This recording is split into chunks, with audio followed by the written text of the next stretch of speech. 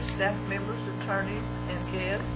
It's Friday, October the 26th, 2012, at approximately 9:30 a.m. I'm Minnie Ann Lane, your Commission Chairman, and I'll now call to order the meeting of the Tennessee Private Investigation and Polygraph Commission. I'd like to request that our Executive Director, Cody Best, call the roll and verify quorum, please. Larry Blair. Here. Janice Holt. Here. David Horton. Minnie Lane. Here. Audrey Moore. Here. Dr. Rich. Here. Alan Russo. Here. Kendall Shore. Here. Walt Valentine. Here. Let the record show that David Horton's not here, but you do have a quorum. Thank you. I'll now ask if each commission member has received and has reviewed a copy of the agenda, and if there's a motion to adopt the agenda as presented. I so move. Motion by Commissioner Rich to approve the agenda, second by Commissioner Moore. Any discussion? All in favor? Aye. Opposed? Motion carries.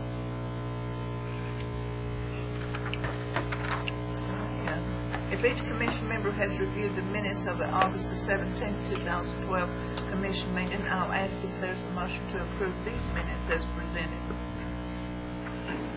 So moved.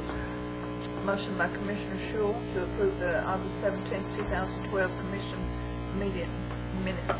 Second. Then who'd second that? By Commissioner Walt Valentine. Any discussion? All in favor? Aye. Opposed? Motion carries. Next on the agenda is the legal report, and I'd like now to turn this item over to our Assistant General Counsel, Robert Herndon. Thank you. This report's a little longer than usual. We had a busy couple of months. I'll wait until everybody finds a place in their manual. Then we can do.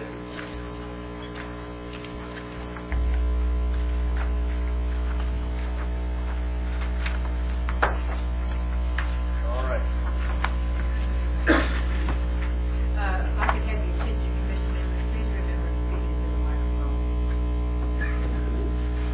Okay, we've got two headings. The first one is case for modified action. What this means is you can see most of it's in italic. That's what was on the legal report last time you heard it, so I just reprinted it. And what happened was you approved me to do something, which I did, and then after the respondent received that information, they had a request from the commission, so I'm just going to bring that to you and see what you think. So I'll read it into the record here. The first one, 2012-016-211 and 2012-016-212. This complaint was previously presented at the August 17 meeting as follows. The complaint alleges the respondent licensed PI committed acts which would constitute misconduct in violation of our Rule 1175-402. Commissioner Moore reviewed it. At that time, the recommendation was to adopt her recommendation. The analysis that the commission put forth was the review of the information in the file shows letters admitting the respondents that information concerning the client's employer resulting in damage to the client, violation of 6226-215, which prohibits a licensee from revealing information obtained from the client during an investigation to another individual except as required by law. And after your discussion, you decided to authorize a formal hearing, consent order for a penalty of $2,000 against the respondent PI, and another consent order against the company itself for $2,000. So I did that, and after receiving that offer to settle, I got some information that I felt like I should bring back to you for your reconsideration. The respondent contacted this office upon receipt of the settlement offer and stated that the amount was substantial economic burden. Of course, since they're operating in the red and that they've made about $3,000 to this point in 2012, the company is composed of a widow owner and an offspring investigator. The letter doesn't make it clear that the respondent private investigator understands that there are actually 2 consent orders for a total amount of $4,000. So the recommendation option and 3 that I can see. Number 1 is uphold the previous decision.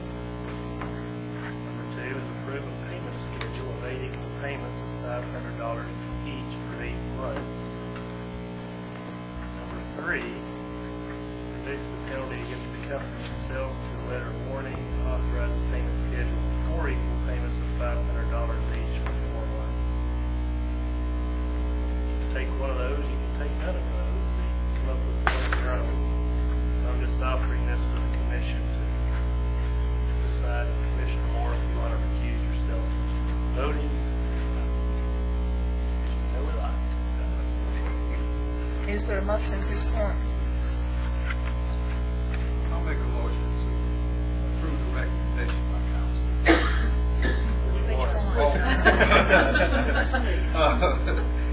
To uphold the previous decision and to approve a payment schedule of $500. Okay, we have a That's a 1 and 1 and 1 and 2. so $4,000 would break it into 8 payments. And we have a motion by Commissioner Rousseau. Is there a second? Second. Second by Commissioner Valentine. Any discussion? All in favor? Opposed? Let the record show that Commissioner Moore does recuse herself and anybody opposed? Motion carries. To uphold Just told up to 4,000, and that's a good payment. the previous decision, but break it up. Because we didn't give them the plan last time. So here's your settlement offer, annual payment. All right, new cases. There's, I think, 9 of them. Number 1 is 2012-017281 and 2012-017282. The complaint alleges the respondent, a licensed PI, exchanged information on a case involving the respondent with another PI involved in the same child custody matter. General violation of our Rule 117504.05, which is the conflict of interest. The materials submitted for review in this matter involve numerous suspicions of the respondent who work for the same company as the complainant. A non-licensee attempting to obtain information on the complainant via spyware, intercepted conversations, etc. The allegations brought against the respondent and his employer and others supported by material evidence. Some seem to be at least highly unlikely, such as a reference to a private PI being able to obtain DHS and BCS records during the custody investigations. The material submitted for review in this case may involve numerous suspicion. I think that should probably be complainant.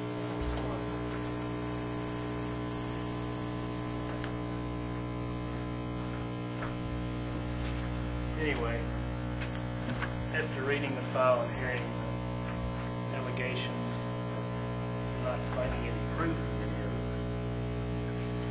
thinking down the road how that would look in litigation, I felt like I had to offer the recommendation of closing it due to lack of evidence of disciplinary ground.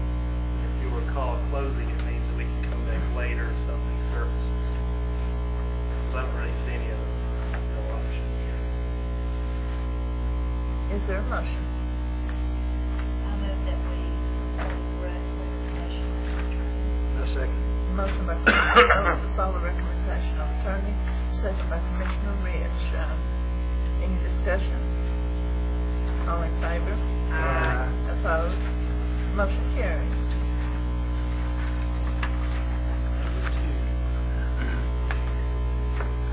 Number 2, 2012-017291, 2012-017292.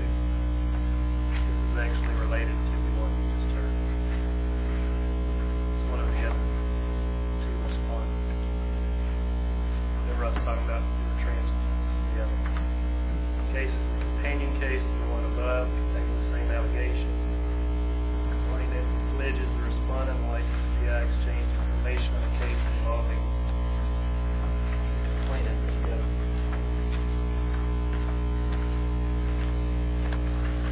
With another PI involving the same child custody matter in violation of Rule 1175 and 4 and 5.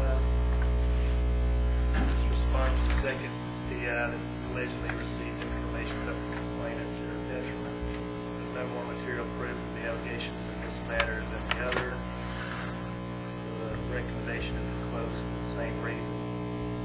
Lack of evidence for disciplinary ground. Is there a motion? Make the same motion that we go to recommendation. Motion by Commissioner Holt, is there a second? Second. Second by Commissioner Ridge. Any discussion? All in favor? Aye. Opposed? Motion carries.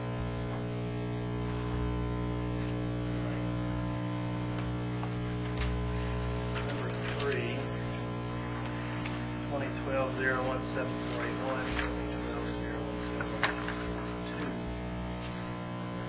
This complaint alleges the respondent, licensed private investigator, is providing voice stress examinations in Tennessee without first being licensed as a polygraph examiner or meeting any other exemption. In violation of TCA 62-27-103, which is minimum requirements of polygraph issues. The respondent's attorney sends an answer that his client, quote, does not intend and will not conduct voice stress examinations in Tennessee again. If suggested or required, he would be glad to add a disclaimer to his website that the service is not offered in Tennessee. It's certainly not his intent to violate the law or cooperate fully. Textbook answer. Recommendation: that they issue a letter of warning instructing the respondent to add a disclaimer to any advertisements appearing in this state. He's not licensed to provide polygraph services in Tennessee and does not meet any exceptions under TCA 62-27-103C. Is there a motion? Move to accept the recommendation. Motion by Commissioner Russo, second by Commissioner Moore. Question? Discussion? Is this an out-of-state company? Any other discussion? Hang on just a second. So they are advertising on their website that they provide voice strokes.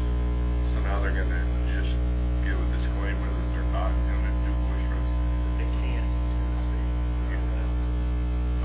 So they're going to still advertise voice strokes because they can give it in other states. Right. It's really kind of hard to control it. It's been a long time to see your website. Then to stop it.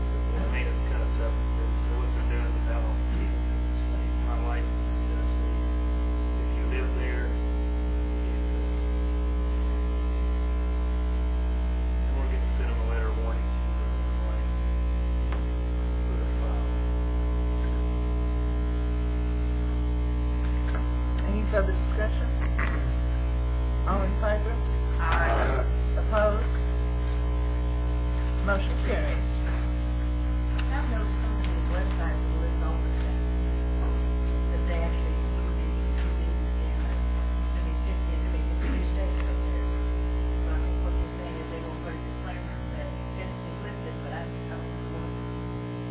But if there's a Tennessee link, it's like please sign up and say,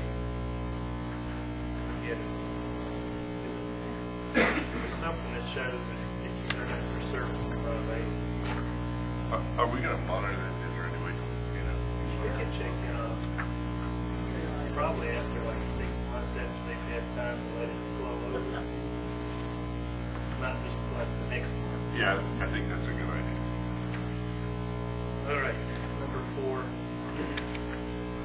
2012-019-141, 2012-019-142. Okay, this is very similar. The complaint alleges the respondent licensed PI again. Providing voice stress exams in Tennessee without first being license. As a polygraph examiner or many other exemptions. The difference here is that the violation is 62-27-106, which means you have to have a license.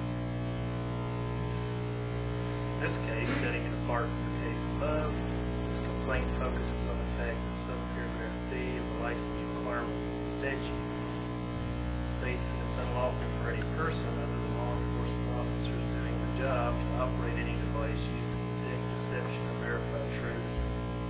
It doesn't meet the stated requirements of the polygraph machine or indicate whatsoever that the person is capable of providing these services without a license.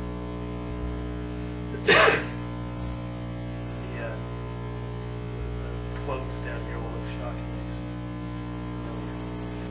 The respondent's attorney sends an answer that his client doesn't intend and will not conduct stress exams in Tennessee, and if suggested or required, plan that disclaimer, the website service is not available here, will cooperate fully. The recommendation is identical. Issue a letter warning instructing them to add that disclaimer. They don't meet any exceptions provided for 62-27-103C. Is there a motion?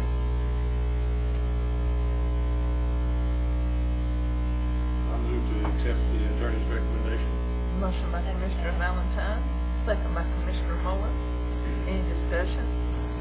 Where is this advertised?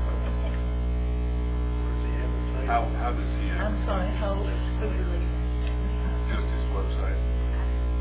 Well, I corrected that.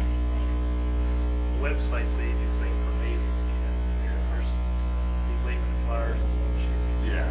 I just thought maybe, But he is licensed in Tennessee. Yeah. No, as a polygraph. Right. So, is he licensed as a polygraph examiner? No, he's not. License to be not a polygraph exam. So he needs to remove any reference to doing polygraph exams or voice drives from his website. Put that disclaimer in there. Actually, the disclaimer's probably better than just removing reference, because people can read the thing, I'm not licensed here. Yeah. Any further discussion? I got a question. This is just on advertising for new clients or whatever. This is not if a case originated in Kentucky, but the investigation or whatever the case would roll over into Tennessee, and then that particular entity wanted to give a stress test. In other words, he's licensed as a polygraph person. And this is hypothetical. And I'm trying to clear up what I'm trying to understand. If he was licensed or she were licensed in Kentucky as a polygraph examiner, and their case rolled over into Tennessee, and they came to Tennessee to do that, that's not anything what this has anything to do with. This is strictly advertisement for them to try to create business for that company. He still wouldn't be allowed to give the polygraph or voice drives in the state of Tennessee, period. Because he's not a polygraph license in Tennessee. And even if he was, if he was licensed, then he'd be okay. But he can't do voice drives regardless. Right. Any further discussion?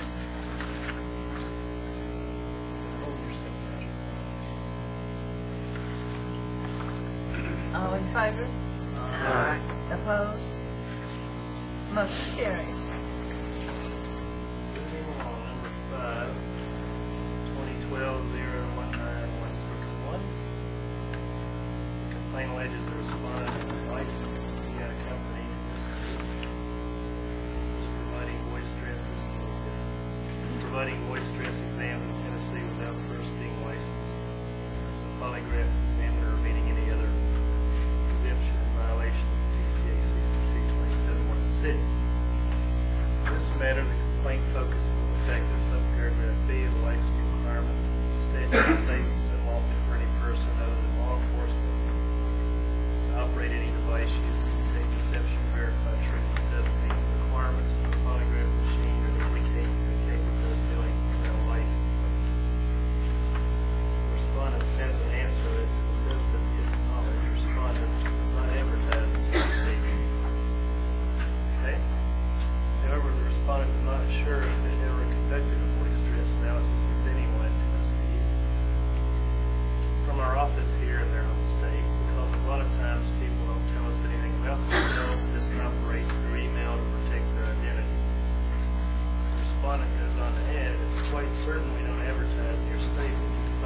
notice on our website that we do not do business in the state of Tennessee, and we certainly won't test anyone from Tennessee if they should ever call in. And we'll advise them immediately that we can and don't do business in the state of Tennessee.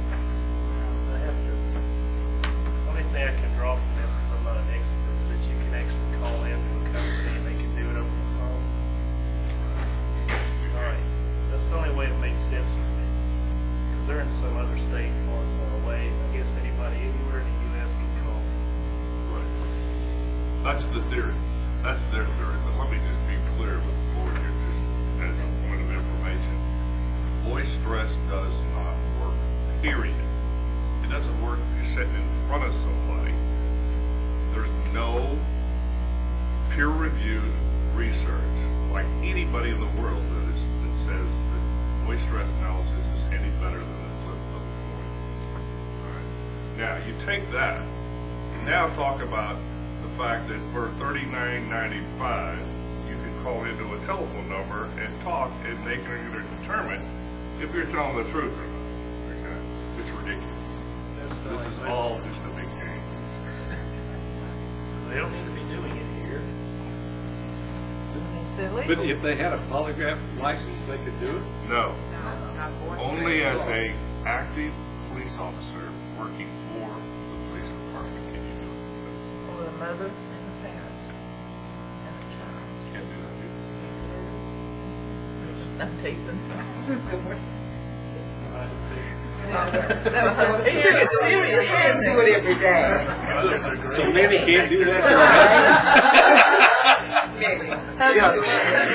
Not using the voice stress analyzing.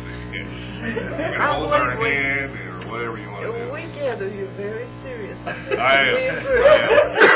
I'm a little passionate about it. Okay, is there a motion on this? Well, I haven't given the recommendation. But it's Okay, identical. sorry about that. Now, for those seeking to offer this service, quote-unquote service in Tennessee, issue a letter of warning instructing the respondent to add a disclaimer to their website. Any advertisements appearing in this state are not licensed to provide polygraph service in Tennessee, whatever method they use to detect theft. Does not meet any exceptions under TCA 62-27-103C. Okay, motion? Accept the recommendation.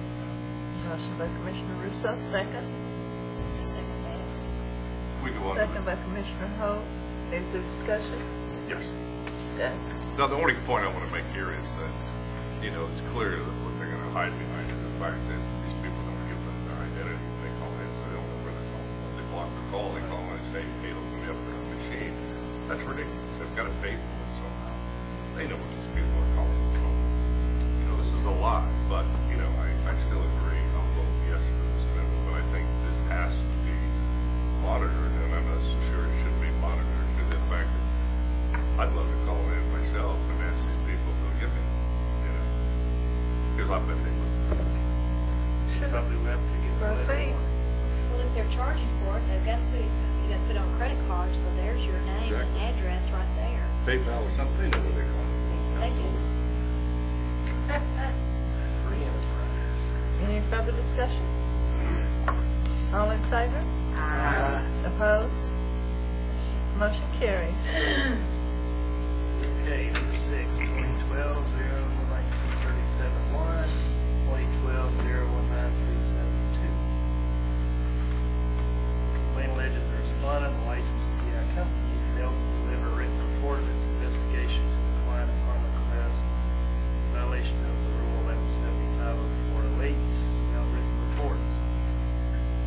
The matter involves a criminal case in which the complainant has an attorney and the court has assigned the respondent to the case.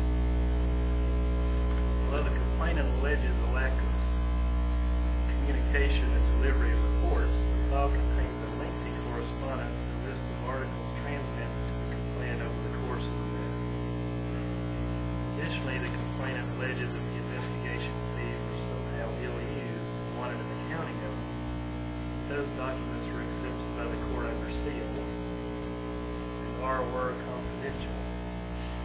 For evidence in the file, it appears that the respondent has made every effort to legally comply with the complaint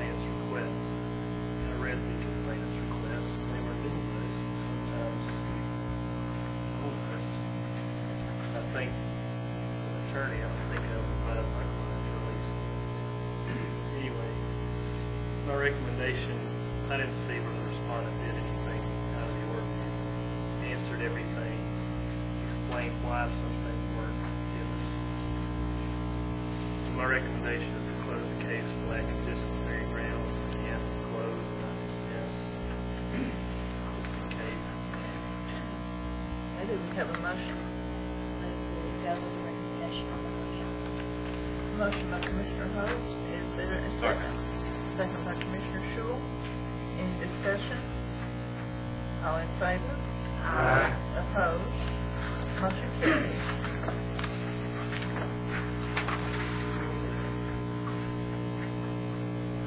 Number 7 is 2012-020641 and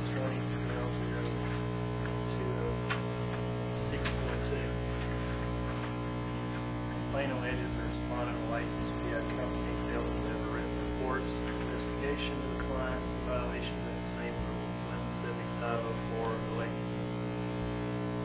There are actually 3 issues in this matter. Failing to provide detailed billing information in violation of confidentiality and the failure to provide all written reports. In answer, the respondent states that the practice of the respondent's office is to maintain a detailed billing of the time expenses applied toward the initial retainer fund cases, which is kept in an office provided to the client upon request. Request was made in determination of services and the documents were delivered. As for confidentiality, the respondent's relative that communicated that the complainant was involved in administrative affairs and was bound by the company's confidentiality. Thirdly, again, at determination of services, the request to receive all documentation was honored at that time. That all seemed to be verified through documentation of the case. Again, the recommendation is to close for lack of disciplinary grounds. Close, not dismiss, because you never know. Okay, do we have a motion? I move we accept the attorney's recommendations to close the case. I'll Motion second. by Commissioner Shule. Who's second that? I'll second it. Commissioner Blair? Okay. Question? Discussion? The respondent's relative, a third party, is the one that was complaining of this? Now, the complainant was the client. The relative that communicated with the relative called the complainant to find out the complainant wanted. The client felt like that was a third person, it was all about me now. He complained about that. So the respondent, PI, said, well, that person you talked to actually manages the administrative affairs in the office, is bound by confidentiality, he doesn't really know anything about your case. The client thought, no, somebody else knows everything. Get that knows. They're afraid of confidentiality. But there's no evidence that it happened. No, I didn't see that. Call for the question. Any other discussion? All in favor? Aye. Opposed? Motion carries.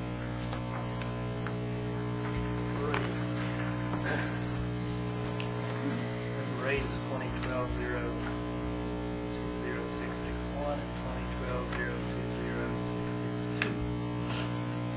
Complaint alleges the respondent, a licensed PI, solicited payment for services that the respondent alleges are not justified. Potential violation of Rule 117504 of the 6th Floor misconduct. The complaint file contains a detailed explanation from the respondent and a copy of email correspondence to strengthen the respondent's arguments in favor of justifying the invoice.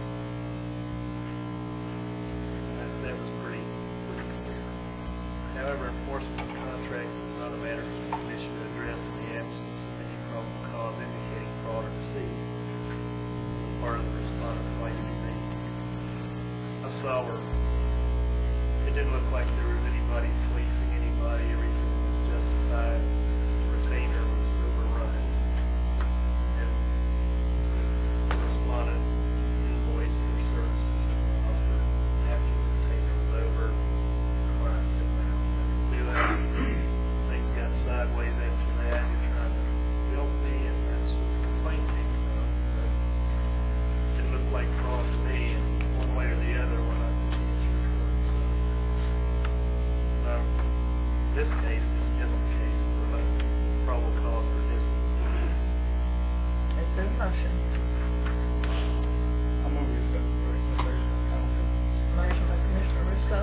second?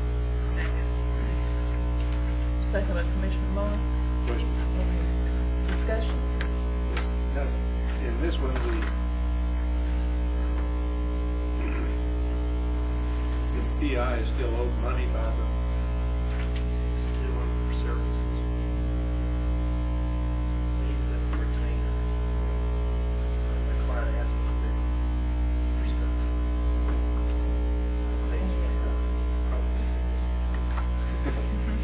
Any other discussion? All in favor? Opposed? Motion carries. The last one here is a little bit different. 2012 021741 2 and 3. The complaint alleges the respondent, an unlicensed business, advertised services that would qualify as PI services in violation of 6224-204A. Additionally, employed a Tennessee-based unlicensed individual. This is evidenced by a fellow practitioner reporting that the unlicensed individual in Tennessee was soliciting licensed Tennessee companies for assistance in providing PI services in a neighboring state in which the company is licensed. Representing oneself as capable of providing PI services would be considered practicing private investigation. In reply, the respondent has stated that this is not the case and that such activity was in anticipation of obtaining proper licensure in this state, which is currently pending. There's no substantial evidence that actual services were provided, just the fact that they indicating that they could. So here's a company from another state that comes in here, is applying for licensure, but gets a little bit hasty. But they've already applied for license. Yeah, they're pretty much toward the end of it, but not close enough. So they basically advertised before they could. Starting the big, let's try to get work on before they got paper in hand, which unfortunately is not licensed. So the recommendation is issue a consent order for a penalty of $500, $200 for each offense, meaning the unlicensed company and licensed individual. Is there a motion?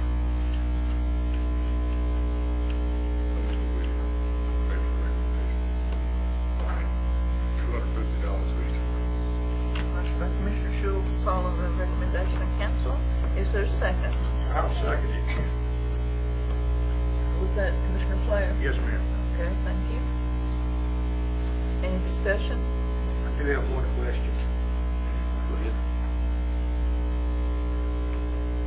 If this passes and they are notified of this, their license will not be issued until this is fulfilled. I'll start with the Any other discussion? All in favor? Opposed? Motion carries. It's okay with the other commission members. I would like to take a break. 10-minute break. 10 minutes.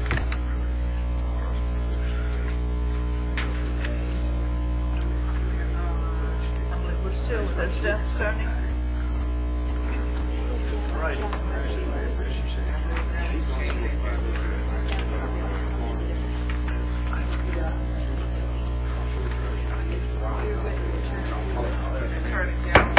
Could the staff attorney have the attention of everyone? Excusing audience. Right after the legal report, taking your notes, you'll see a document from the Office of the Attorney General. If you'll remember a while back, I drafted a request for an opinion from that office on digital forensics and whether or not that requires a license. Here it is. So, dated September 10, addressed to the Honorable Henny Lane, Chair of Private Investigation Polygraph Commission. Now, on the page it lists the questions, and right underneath it, it lists the opinions. After that is the analysis. So I guess for the record, I'll read the questions and the opinions, which is the short answer. The analysis is a long answer. So. Question 1 that we asked. is under TCA 62-26-2026, which describes activities for which a PI license is required.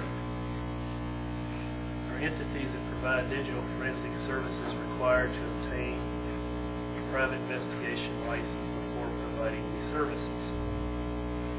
Skip down to opinion number 1. Entities that provide digital forensic services for purposes that fall within the definition of investigations company codified in Tennessee Code Annotated 62-26-226 generally are required to obtain a private investigation license.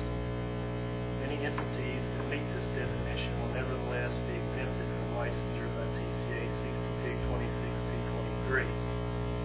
For example, digital forensics providers who serve as attorney or court consultants in litigation will be exempted from licensure by TCA 62-26-223B3A3. We can discuss this in a minute. Number 2, the personnel responsible for reviewing the information gathered by digital forensic techniques is not exempted from licensure under TCA 62-26-223 and 231, required to obtain a PI license before performing the duties involved in digital forensics. The opinion of that is personnel responsible for reviewing the information gathered by digital forensic techniques generally are required to obtain a PI license if they furnish information with reference to one of the purposes described in TCA 62-26-226. Many of these personnel will fall within one of the exemptions codified in 62-26-223. For example, in litigation, these personnel are likely to be attorney or court consultants who are exempted from licensure. 62-26-223B3A. So largely the answer is it depends, which I think is what we kind of expect. I'm not really going to go into the reason here, but if the commission would like to discuss the opinion, if you agree and feel that this is a good opinion, this is how the Attorney General has advised us to land the digital forensics. So if I get a call in the office, I would say, you work for an attorney or you're a court consultant. If you're not, you have to have a license. Well, isn't that the same issue that all PIs face? You don't have to have a PI license if you're working for the court or for an attorney. So this doesn't, so all, In other words, they have to have one. in other words, yeah, they have to have one unless they are exempt. Goes back to what you're hired for and who's hired. Who hired you? Yeah. Okay. I would think if you're a digital forensics person, you consult yourself out to attorneys, but sometimes not. You have to be licensed. Or if you consult yourself out only to attorneys, or if you're employed by an attorney. If you license yourself out to only attorney, you wouldn't have to. Doesn't that rule only apply if you're working for one attorney? Yeah. Time and get a W-2 or 1099. So if you're advertising or reporting yourself, just providing this information to the attorney, should still have that. Well, if you're only consulting that one attorney, you have a relationship of it. You can't wander outside. But how many forensic service companies are going to be just working for one attorney? You have to be a giant law firm. Yeah, But then you could. that doesn't apply. If your contract's the same, they can write every year. You are digital forensics.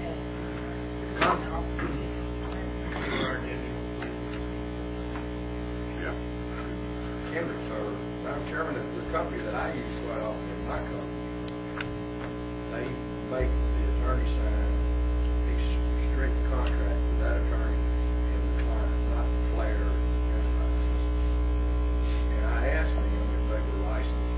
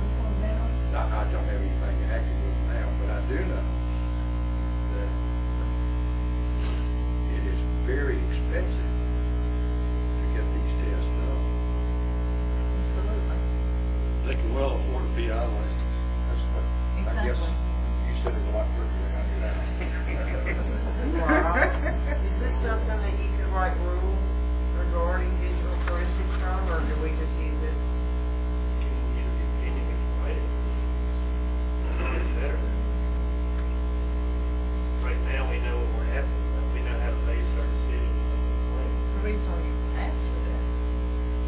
Because, things change, opinions change, and that's when we get these inputs that we can have.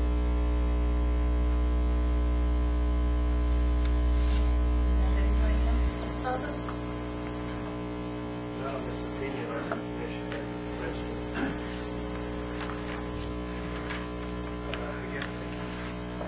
Next, we have administrative matters. We're up to, KIS Executive Director Kirby Best, 200 visitors. All right. Before you turn it to book, I would like to do a little housekeeping, and I want to thank the Tennessee Association of Pastors for inviting Beth and I to the seminar. We certainly enjoyed ourselves. Sort of thoroughly enjoyed being in Memphis. It was, I left before it started raining, but it wasn't cold. And I'd also like to thank Commissioner Alan Russo for coming, giving us support, being there the whole time. Enjoyed the meeting there, being present on the investigators. It was a very good meeting. Some very good questions. Tried to make sure that I didn't lose enough time for everybody to ask questions. And we have new laws and rules, that one for all. The rumor is that both you and Beth did a great job. Presentation. We didn't have too much time to prepare for that, but we certainly tried to. Another thing I want to let you know, I want to say congratulations to Minnie Lane, who's been reported to the commission. Should have said that earlier this morning, but congratulations. Glad to have you back with us. It's an honor. Thank you. I told you previously that we would eventually be moving back to the David Crockett Tower at our home.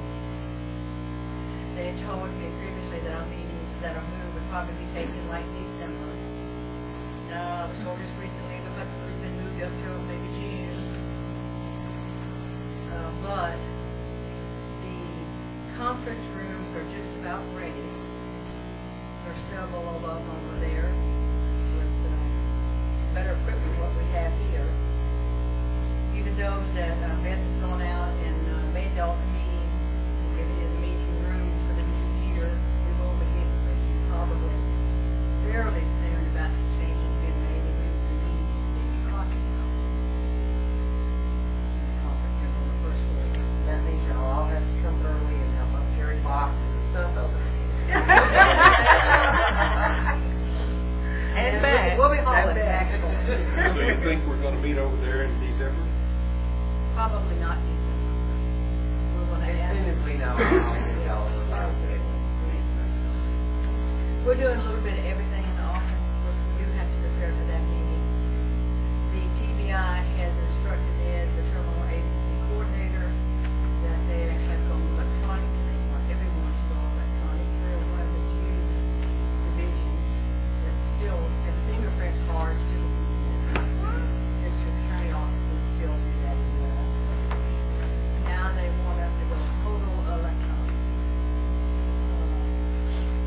As we've been talking with companies or new applications have been coming in, we have sent out this instruction sheet on L1. It hadn't really affected the PI program too much. The Lawrence said, we're having trouble with the state of Florida and Illinois. Illinois, one of the states. That we're having some problems with it, but you can do it out of state. We'll put in this instruction sheet, it is kind of strong here that you must do this. Well, eventually you just must do it. We're trying to get that here, so we're working on getting everybody electronically printing in the office. When we went up there on the hill, there is no fee increase to a private investigator. It is still a $150 application fee and $100 for the application license. Well, out of that money, we were taking $60 to sit in our finger. Now, the individual must call this number, set everything up, and I believe it's $42. You still send us the $250. Really, that was kind of, you ended up, which I will give you in the next meeting, it's not quite finalized.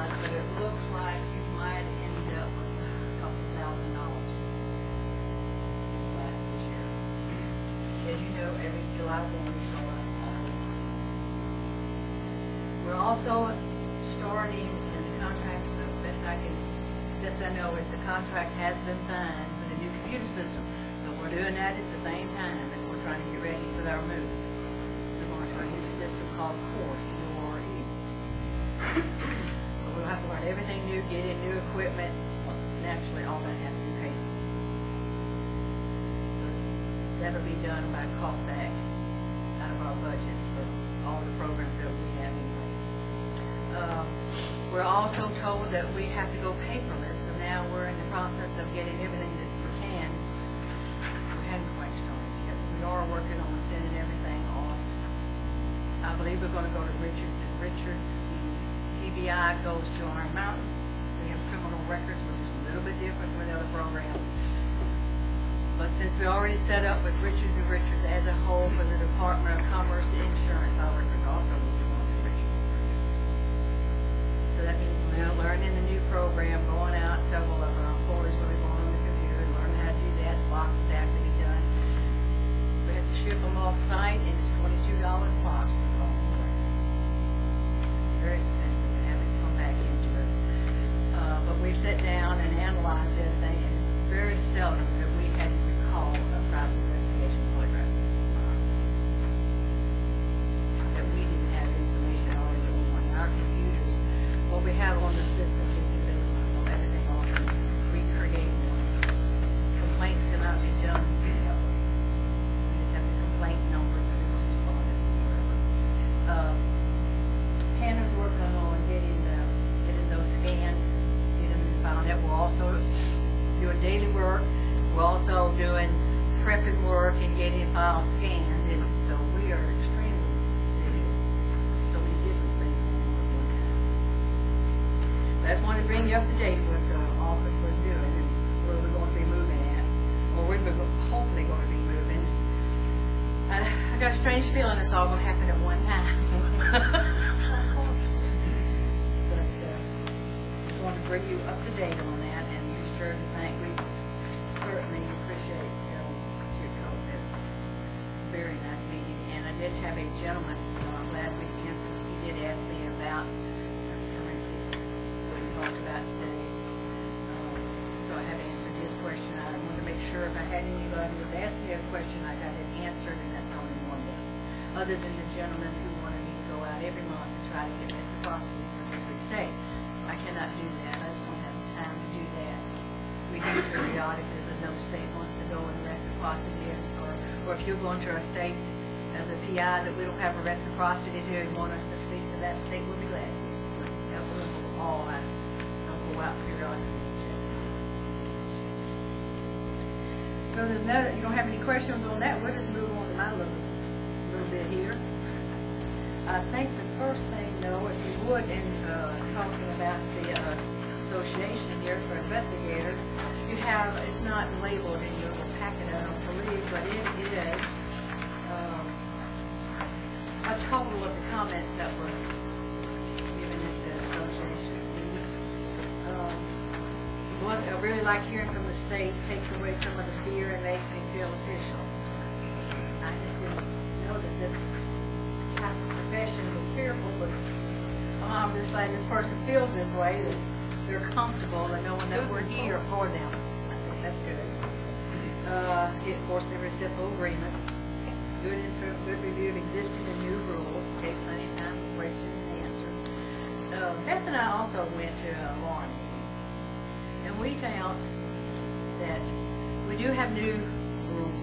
Sometimes we have new laws, but we have to be sure to leave a segment for the old, because some people don't remember the old, or they've been in the business so long they forget some of it. So that was more interesting to them than the new laws. So we tried to incorporate enough time after we get a little segment. Do you have any questions? There was some very good answers to questions there. And that's that little part there. But if we turn over to the next section of mine, I'm going to put little tabs in here. I believe I'm doing the disciplinary report.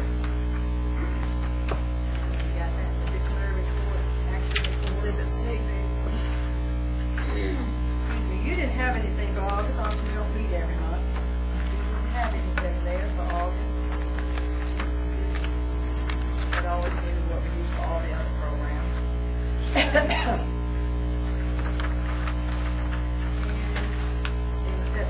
heard you didn't have anything in September.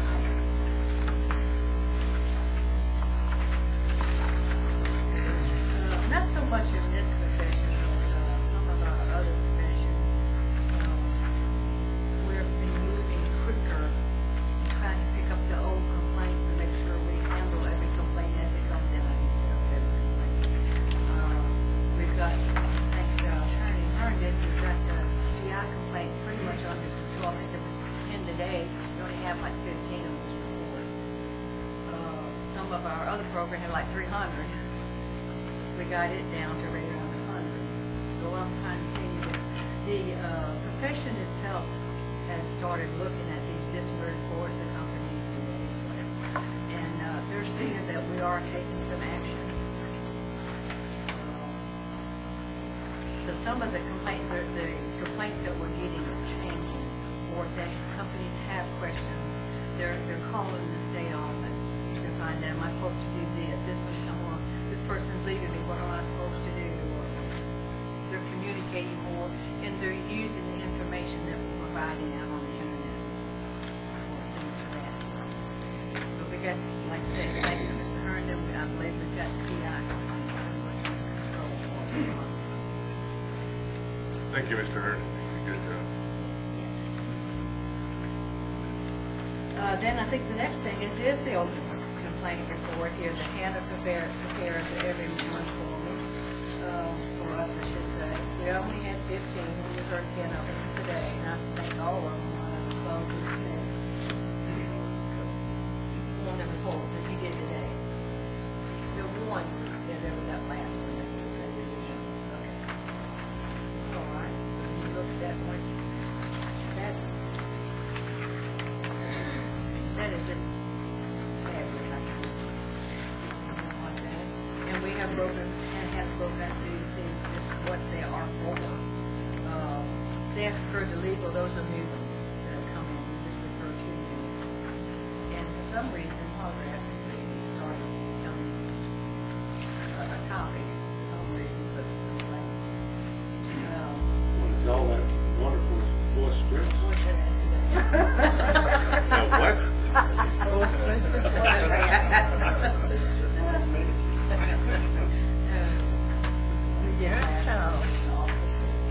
Okay, and if the next report, next one I believe is E, would be the monthly report. I'm not gonna bore you, but then it is others, we do this every month, so, but we will turn over, let me see it, for that one, for number 4. I'm sorry, on page 4 is the start with the private investigation, and I made a couple of notes there, which will be in the next one. It's going to be that Minnie, of course, Elaine was reappointed. The computer system is on schedule. Walt Valentine was reappointed, and Mr. Flair took Commissioner Shinkle's place. I did have to go back up to the middle. I will apologize.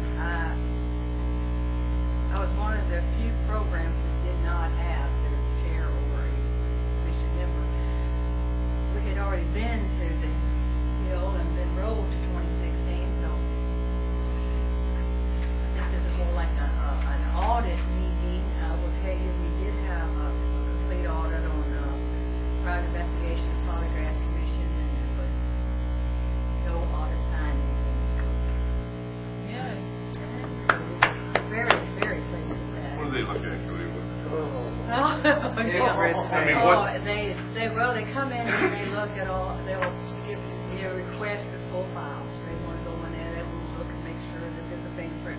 No, they don't get that information. Make sure there's a test in there. Your continuing education, was it in there? Then they asked me about every commission member that we have and how is your attendance on the board. They want to know, are our employees turning their computer off for safety reasons when they walk away from their computer. Even though they don't have the ability to approve a license, there's very few. Beth and I and James Olgate's are the ones that have the authority to approve a license.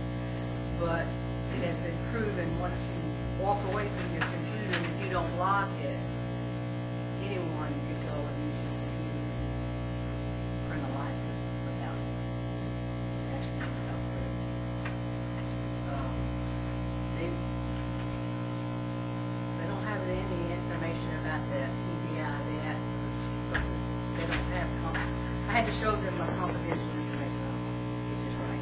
one of the few times I had to do that, I had to get permission from the TBI. But since they're all the state audit, they had to do that. We will be having an FBI audit, and I think it's going to be in March. And it will be on all the confidential records. So that's an audit meeting that there's 8 to 10 of them that come in and swoop right in and Above this. so, even though we're not an FBI agent, we don't have that, but they do audit the team. If you need any help, talk to him. Yeah, all right. I don't remember you said yay. One of them. But they will look at everything. They look at the board meetings, they look at the attendance that you have, they look at the money that we have spent. They look at the travel, they look at everything. But they do come in and start looking individually at the files. The licensees, they give them a list, I pull it, they go through everything. Like I said, they did not have a single audit finding. Good job. Yes, we thought that was just great. So the next one here, let's see, there should be another one here, another one. I won't, like I say, tell you that. Well, I'm proud to say that every audit we've had, we've had any audit findings on any of our findings. So that was great. Okay, the next one, if you would, for the next month is page 3. And you see, we repeat because we have to form ongoing meetings on a regulatory database. It's going to be something very, very intense. I mean, we are trying to mimic the Department of Safety or its criminal justice. It doesn't really affect this program because you don't use weapons like the security guards do. But every program is going to be identical. We will just click on something. If you have the criminal record, we just want to click on inside. If it uses criminal history, we just click on it. It's a felony or is it misdemeanor? Under each one of them, everything is in the state of Tennessee. We'll be able to click on. If you had a DUI, you need to give me more information, and it would automatically go somewhere and print a letter out to you. You don't have to handle it anymore. If you have a felony, it falls in one of our categories. No, you're not going to get that license. It's going to flag you to come out and give me that information. Beth and I and the other staff members are going to have to work really diligently on making sure it's got everything that we want it to do. I'm back again to the point of, with the new computer system, I have asked for the ability to print our own license, just like the driver's license. Looks very similar to it. We have the capability to get electronic print photos now. And if they can shoot me a electronic photo and everything's ready, somebody should be able to push a button in order to be able to print a card at the end of that machine. That's simple. That's what we're shooting for this new system. Is the card going to be like plastic card? Very like, similar to the driver's license, is what we're hoping. And you're going to carry it? Yes, the same. Yeah. Why reinvent the wheel? It's already out there. You should have been doing that a long time ago. We'll try. We tried. We got Yeah. I don't know if you'll be able to use it to vote, but, you know, we're working on it. It's ID.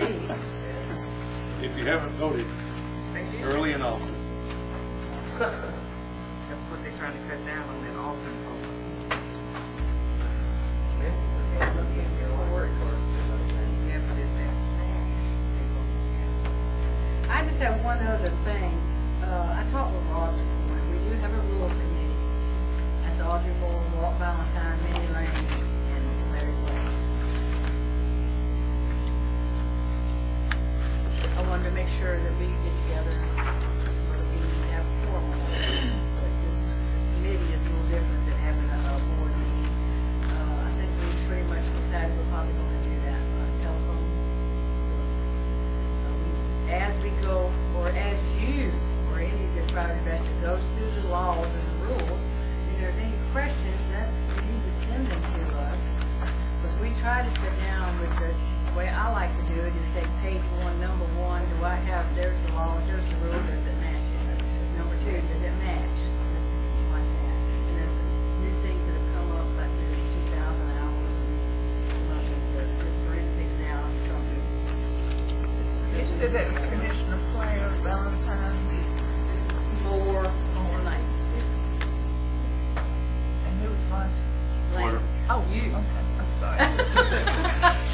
figure out who that one was. Okay. Thank you. I'm just injecting mine in, because by the time we get down to new business or old business, we're all ready to go, so I'm trying to do my little part right now. I believe you did some continuing education this morning. And all that stuff. Okay. Now, something was brought up, and I was gonna ask you if we needed to form an audit committee. And I think it needs to be on the official record, it needs to be done officially if we're going to audit any of these programs, whether they're going to be in person, or whether they're going to be on the person. It was my understanding that anyone on the commission could prior approve could audit, but now you're asking. No, that is true, but I'm saying, do you want to continue that way, or do we need a specific audit committee? How often, this is what we're going to be writing rules, some more rules for, or what constitutes an audit? What are we going to do if we don't have a good audit? What do you have in place, what rules do we have in place for that? Yes, I know for that part. Yes. As Madam Chairman said, with permission, how do we get permission? Every 2 months at a board, or could we address the board? If I wanted to do an audit as a commissioner, I would need to address the board somehow or get Well, you permission. need to tell us, you need to get with us, because we'll have to get with the provider, tell them that when that you're going to be there, and that there is no fee for you to attend, but you don't get credit for attending continuing education for doing this. And if there's a meal provided, you've got to pay for it. You're executive director, because if you wait and ask them to get us to approve, That's it my takes, question. yeah, just, they have the authority to approve that. And another, no, I had talked to Rob about it, he didn't see too much of a problem with it. My question is, do I ask somebody in Memphis to audit somebody in Memphis? Well, aren't you all investigators? Or why wouldn't I say, somebody from Knoxville come and do Memphis, and somebody from Memphis go up there and do Knoxville? You're not competing in the same territory, and I know we're all professionals, I'm not implying any improprieties. I'm trying to avoid any. So, I think, along with our rules committee, we can probably incorporate some of that in there. Throwing that out too. So from what I understand now, any commission member can audit continuing education.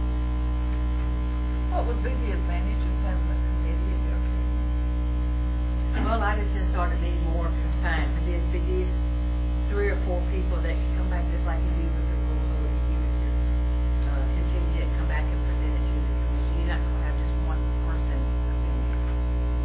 You might not think something as good as I do.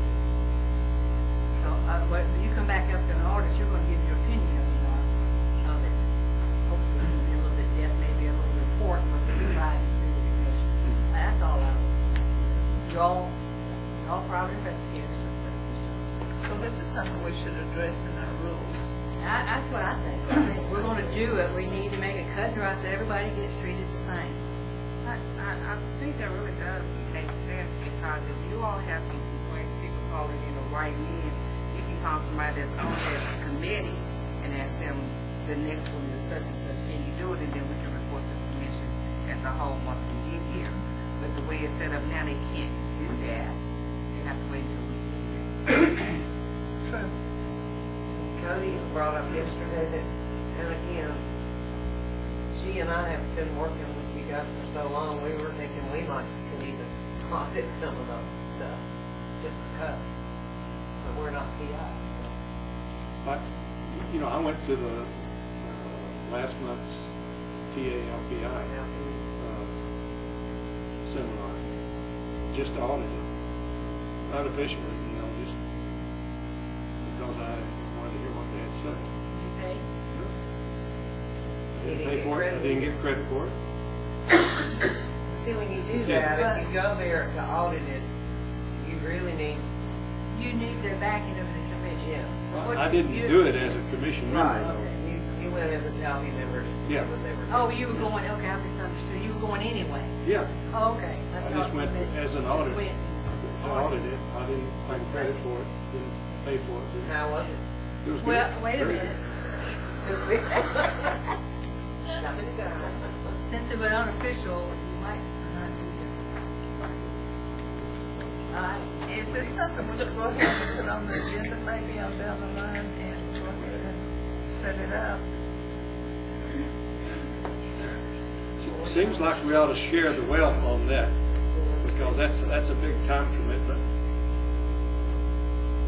Well, And so. if we go to I the guess- same 3 members all the time, Well, no. or 4, No, So I guess we would ask for volunteers to be on the commission. there's not that many, I don't think.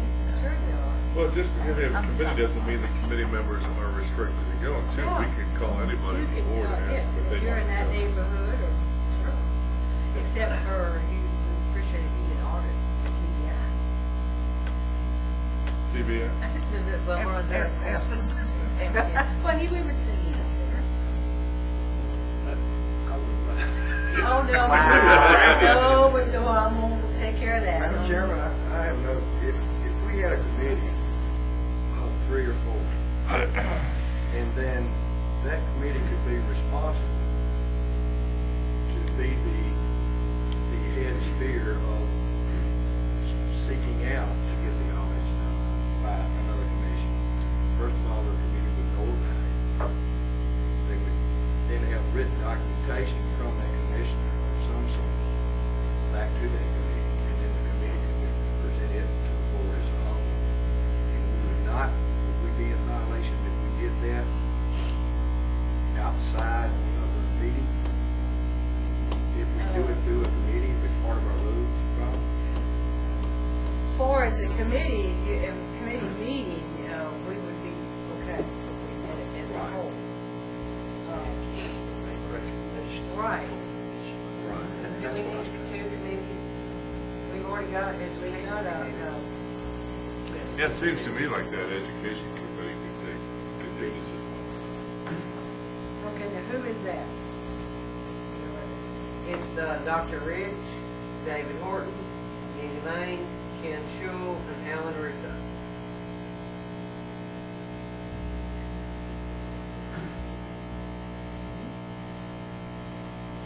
Right. Yeah, they have a commission board here. Well, this is a big problem. We've already had a couple of complaints. and That's I what I don't was exactly saying, there's not remember. that many. Yeah, not that many, but. But, yeah, we probably need to take a vote on this. What we're gonna do is the commission will authorize this person on behalf of the commission. Because as you know, individual commission members can't speak for the commission unless they're authorized. So these people that are gonna go do this, we're gonna vote that they have the authority of the commission to do it, report back. Is this all right with the education committee? Is there any discussion? well. So you're giving them the authority to do what the exactly? audits. To do the audits To without conduct an audit. the approval of the whole. On behalf of the commission, the whole commission, nobody's except for one. Just Giving these curious. individual, yeah. And how does the education committee get the information to lead them to want to go on? We probably will tell you. Okay. Unless you know of one that you wanna, Yeah, need to audit. But So you this can- is actually gonna be random. but you could call that committee and say, look, Oh, you know, yes, we've this is what had. I want you to, Okay. unless there's. does that committee have the authority to delegate and ask another commission member to do that? Yes. No. That's what I we would did. say no. I thought we said we could do that. If we couldn't do it, we could ask one of the other commission members to do it.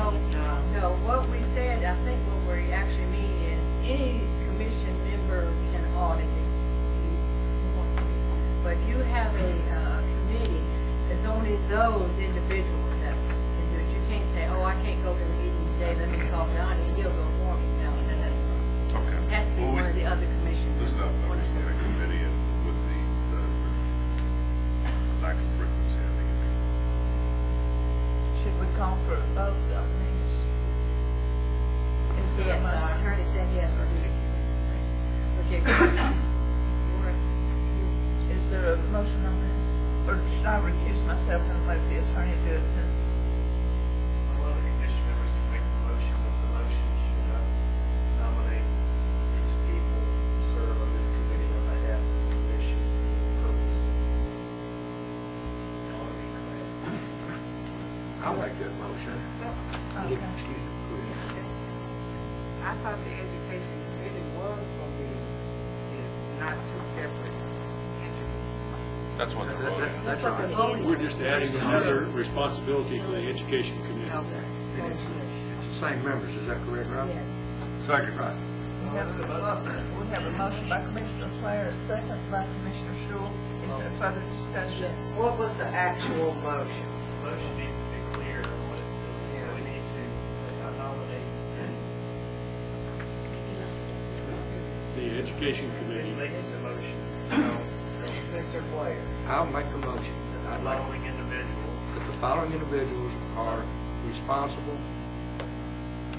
Or have the commission. That are authorized by the commission to attend continuing education classes for the purpose of audit. So let the record reflect that. Would be Dr. Rich, David Horton, Penny Lane, Kim Schuler, and Lisa. Yes. So be it.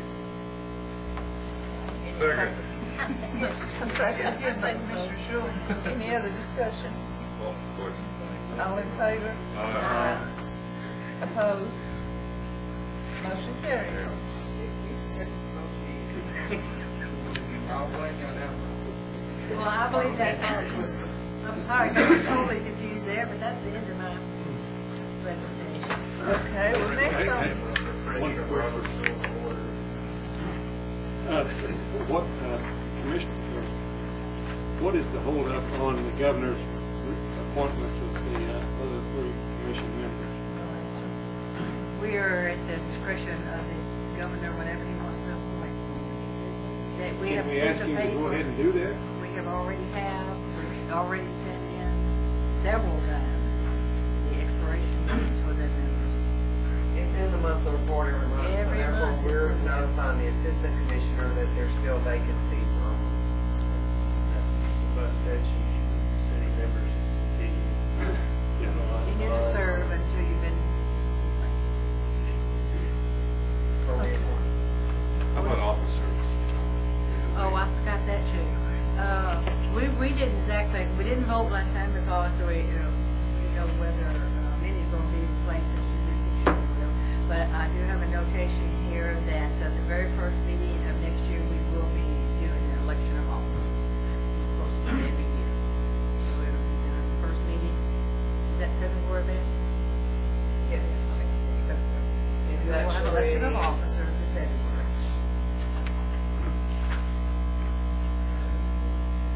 February 15th. And everyone, hopefully everyone knows, the audience and the board members, if you want to be appointed to the commission or ask the governor, there's forms out on the internet to do so. So if somebody who wants to get on the commission, they fill it, send it to the governor. Normally what happens is, doesn't always happen, they'll contact us, but they want to make sure that you have a good record. I have a lot of complaints against you. You know, they do. They want to know how long you've had your license. They do a little check. If you know of anybody who wants to serve on the commission, they'll go on the website, fill out the forms. Madam Chairman, which seats are open in what areas? It's on your, Look it's on on your, your, I've got it's it the very right last thing in your here. packet. If you look, Larry Flair's expires on 2016, Janice Holt expires on 2013, David Horton has already expired September the 11th, his position's open. Minnie, we got 9 out of 11, but she has been reappointed. It's the very last thing in your packet. Audrey's is September the 11th, Dr. Rich was September the 11th, Alan Russo was reappointed to the 14th, Ken Schultz on 13th, and Mr. Valentine's the 16th. so Horton Moore is My Simmons goes to 16. You have to be registered. Yes. Hearing. Yes. Yes, very much.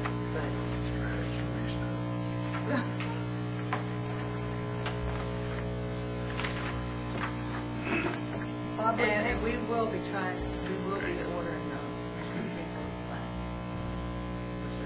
Good.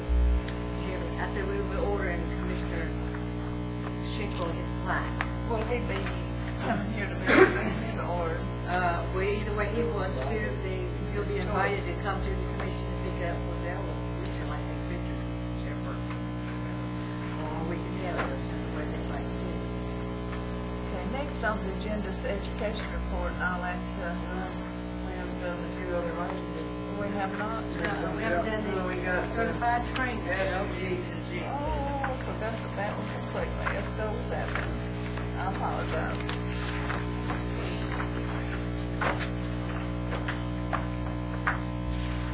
I believe this is the very first application we ever got. So I'd like for you to take some time and look this over. The reason his file number is number 3 is because we had 2 that were in test when we put the database out there. Otherwise, he would be number 4 because he's the first app we ever got.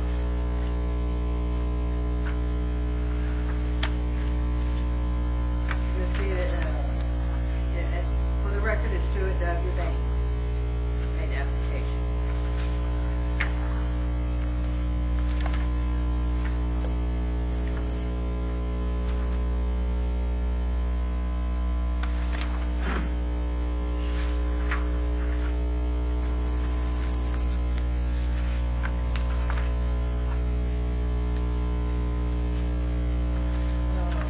This is a good bit to look at.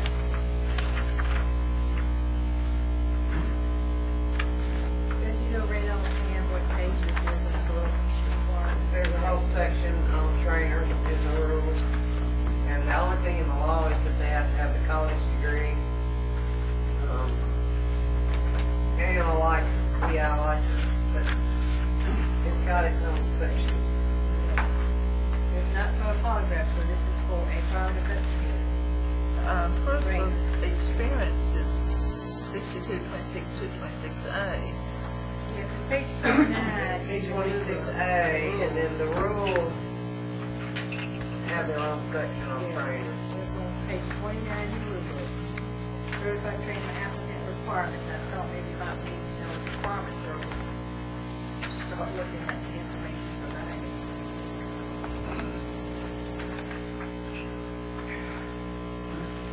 Let's see. He has provided everything that's required by the rule.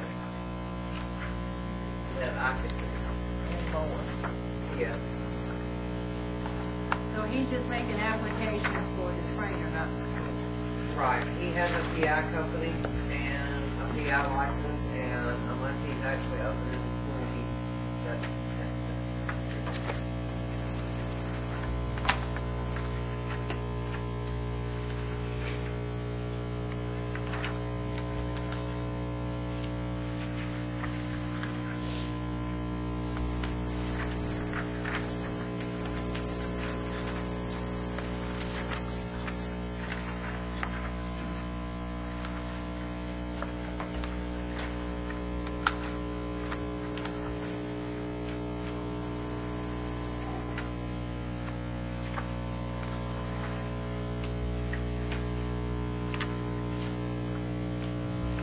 Has he indicated what he's going to, where he's going to instruct? Is it going to be the firefighters and all of this? Actually, what he explained to me was that he had been approached by a company that does a lot of product liability type work to train their investigators, and he felt in order to do that, he needed to have his training class. He also trains. He's actually mentioned for a couple of years that he would like to do this, but I don't believe he's got anything else in mind yet. But Well, to do that, or to work with fire departments, it seems like the guys certainly qualified to do that, to me.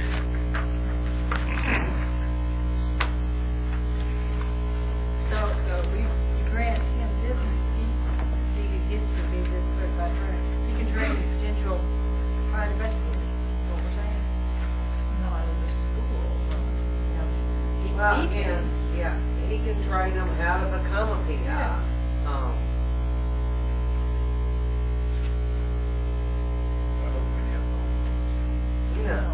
I didn't get the impression he intended, but he felt like in order to go and do what they had asked him to do, he needed this license.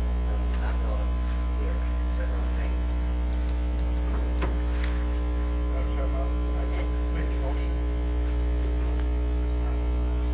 We have a motion by Commissioner Rousseau. Is there a second? I would make the motion to approve that. I've not heard that, but I'll make that. Second by Commissioner Moore. Any discussion?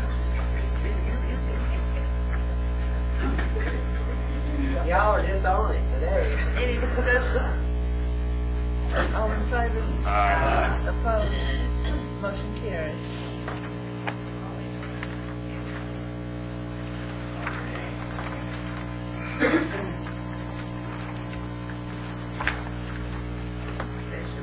Next one is a polygraph intern application.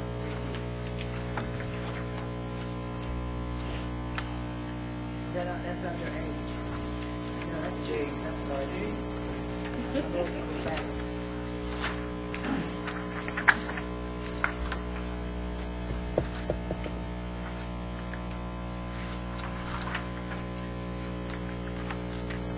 The intern sponsor is another licensed PBI polygraph examiner. Now, he's with the Bureau, on both of them with the Bureau. TBI. Yeah, but let's skip all right. Skips with them new. Yes, Kendall. He did, and his name's Kendall. Yes. Right, and he calls himself Kendall too. Exactly. That's his middle name. I think we ought to require him to use only his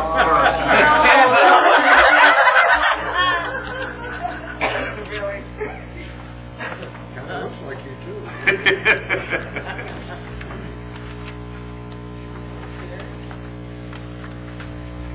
He also has submitted everything that's required for his intern. And since he just completed polygraph school in the last few months, he does not have to take the intern exam. He has to take the examiner's exam once he completes his internship. I move we approve his application. There's been a motion by Commissioner Shule to approve this application, second by Commissioner Rousseau. Any discussion? All in favor? Aye. Opposed? Motion carries for approval.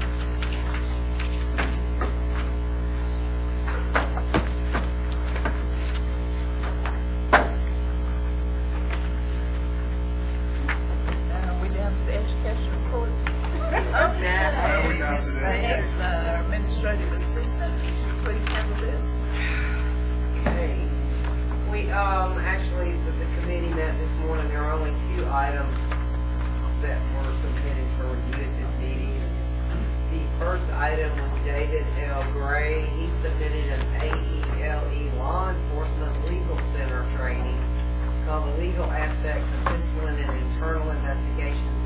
It's a 3-day program to be held in Las Vegas, Nevada in December.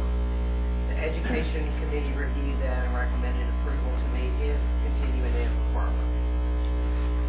The other item on the agenda is the submission from National Resource and Training Services, NRTS. They submitted their 2013 training schedule and their 2013 online course approval list.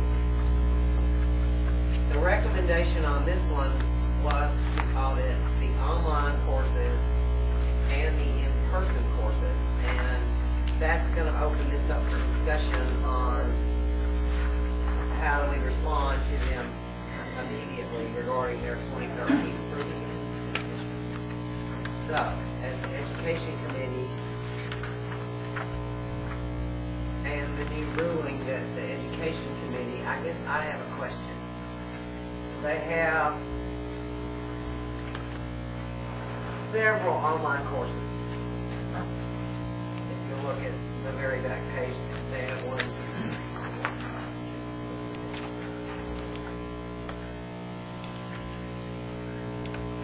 6, 7, 8, 22 online courses that they offer. How does the commission want to deal with, do you want to randomly audit a couple of these, or? If we divide them up, how many is it?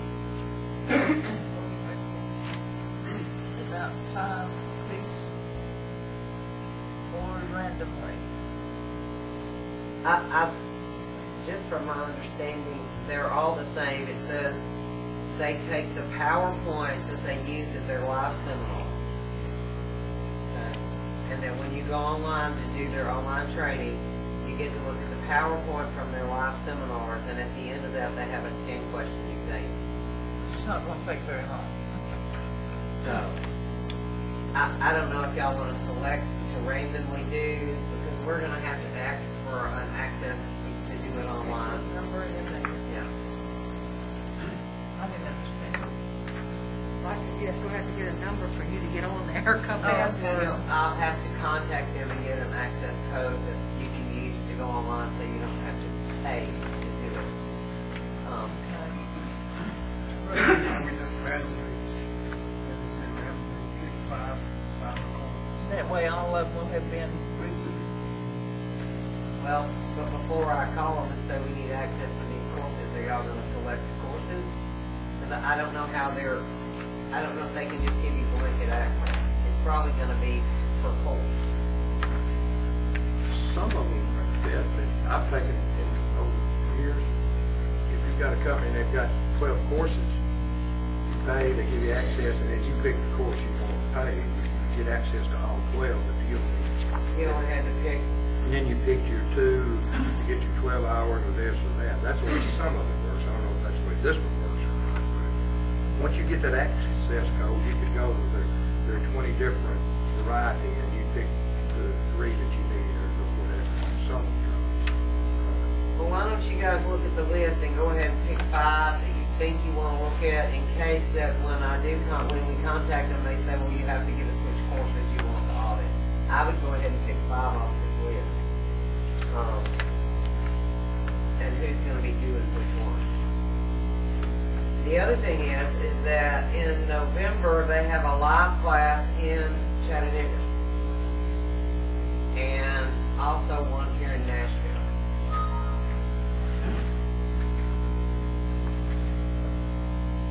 Do we want to audit those? Is it the same course? Yes. Then we don't need it. No, it's not the same. Yeah, it is. Yeah, they're giving, no, it's the same course in Chattanooga and Nashville that they're giving. Just need to audit. Not the same course, it's online. Right. Well, actually, it'd be the same PowerPoint, but let's look and see what it is, and let's not audit that one online. If that's, it looks like to me, November the 10th, the 2 that they're giving in November are the same 2 3-hour blocks. One is working with attorneys, and the other one is computers and internet. They're giving the same class November the 10th in Chattanooga and November the 17th in Nashville. So working with attorneys, what was the other? Computers and the internet, it's on page 2 of your approved course list. Okay. And for me to set up that for an audit, we'll need to know who's going to attend. What you will do on that if you attend is you would turn in your travel claim. I mean, if you're going from somewhere else to go attend, you get reimbursed for travel depending on who y'all elect to go. Chattanooga was when? November the 10th, And Nashville the 17th. 17th. 11:10 and 11:17. Now, since we've given the education committee the authority to decide this, is this something that they should meet and decide on and, handle just like they've been given the authority? You'll have to ask Rob. I think you could probably decide now, since it's coming up. I'm going to have to notify them. But again, it's going to be What's an the education. question? The education committee now can look at this and decide what they want to do, right? It doesn't take a vote. No, as long as somebody lets us know who to. Right. So, as head of that committee, I'd be certainly glad to contact the people on our committee and let us decide who's going to go and what we're going instead of discussing it now, because I think that's a good idea. we'll do it. That's our job, that's what we'll do. Okay, the way I read that letter from them, all of these are offered in 2013, not 2012. They are offering them now, they're already on your approved list, all of them. If you look over at page,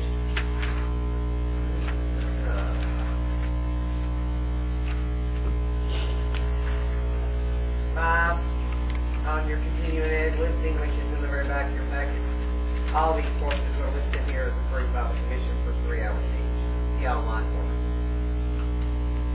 They've been approved over the last 3 years, a few at a time. We could just have a conference call, perhaps. Yeah. That way, on 6 and I'm not there. So once y'all decide who's gonna audit what, then let us know and we'll set it up and I'll let you know. that work?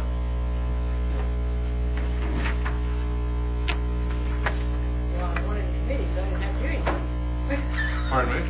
I said, that's why I wanted the committee, so I didn't have to do anything. Well, I knew there was They really something want going to on say it there. that way, but I'm glad because we have the video. Yeah. That's what I said. Consider it done. Okay. Does anyone have any unfinished business? Yes, we do. Okay. Yeah, then, well, no.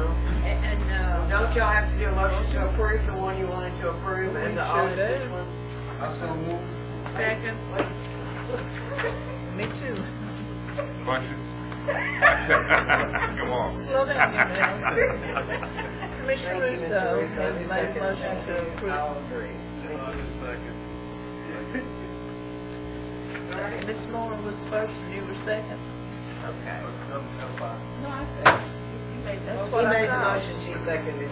You made the motion, I said. Commissioner Russo made the motion. Commissioner Moore seconded.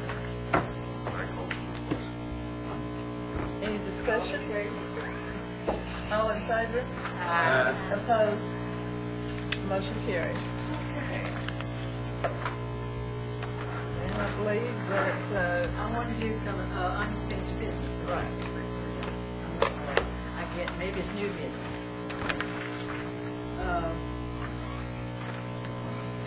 We are in the middle of the rewrite for the exams. We submitted an RFP, I believe the RFP is getting ready to go out. They've already gone out? Yeah, they already, that's why we're getting questions on content. So what we decided, what I decided to do was go out and ask other states, what is it that you do? So the question was, do we have to give the exam and have a proctor, which means they have to have a facility, they have to have someone there, whatever. Or can it be, can you give these exams online? Everything has to be in the contract. So we asked other states, I have several of them that have responded, which regulatory agencies require an examination prior to approval or a license for private investigators? We asked for other programs, but I'm just going to do investigators. For those of you who require an examination, how is the exam constructed? Who approves the examination items and reference codes as material? California says they require passing the test for the private investigator laws everybody and is administered at a test site, which means they have a facility in this park. Just give you some idea what other states are doing. Delaware is looking into testing for security guards only. They don't do private investigation. Regulate that. Florida says, theirs was pretty lengthy, but I highlighted a couple things. The tests are administered and graded by the division staff in one of their 8 regional offices around the state. Well, we only have one office here. The test was developed internally within the division. It's a 100-question test. Contains multiple choice answers. The test details directly with the general provision. The special materials are found in 493 of the Florida statute for private investigation only. They take their statute, take this book, and every question in there comes out of the book. But that's study material is chapter 493 of the Florida statute. That one. Kentucky says, board members work with an independent company to create the exam. The exam is computer-based, and that company provides facilities where the exam is exactly. The board is yet to audit a course, but they are looking and doing study guides and doing audits. So that's one of the reasons we're moving forward with audit. Minnesota does not require exams. If I can pronounce this properly, United Emirates. Okay. They even responded back to me. Said these are subject to an external examination by the Police Regulatory Authority to ensure integrity of the process away from the Training Institute. The Regulatory Authority, which is the police, also oversees the exams and exam process and issues the license to the police department. Virginia says they did respond. About what they do, they're established by private schools. I mean, everything is done by their private school systems. The schools are certified by the department, and you have to go to this location and have a school to have it done. Washington, we do require tests for bail bonds, security guard, private investigative programs. The tests were designed by the agency working with the industries and using psychometric standards. While the individual tests are given by the company and certified by them, which basically we do, company principal licenses, which is the owners of bail bond recovery agents, must either come into our office, come to one of our field offices throughout the state. And this is important. Like I say, we're only in one place. They don't provide reference books. We do have a list of topics, which is strictly in their law book. They don't currently do polygraph. That's all the states that I've heard of from so far. I went out under ICER, and I've been here for a couple of months from all different states and different things.